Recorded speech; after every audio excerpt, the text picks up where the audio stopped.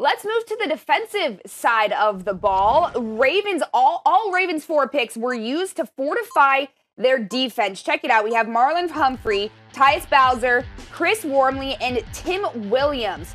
And then check out the 49ers picks. We got Solomon Thomas, Reuben Foster, Ahkello Witherspoon. Dylan, which team do you think did a better job improving their defense through the draft, the Ravens or the 49ers? I think the Niners.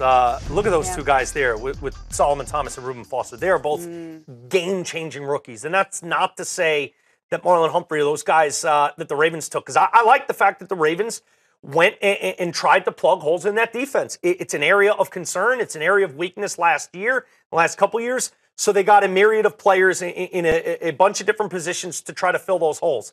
But as far as sheer talent, to add a guy like Solomon Torres up at the front, right in the middle, he is going to anchor that defense. He was a complete game changer, mismatch, nightmare for opposing offensive coordinators to try to block and keep out of their backfield. He is going to be a disruptive force in the middle of that front line for the Niners. And then to get a guy like Reuben Foster, who I know there's some questions, some off-the-field stuff. If we put that aside and just try to analyze the football player, when you can add Thomas and Foster to your defense, those are day one, game one impact starters that you added.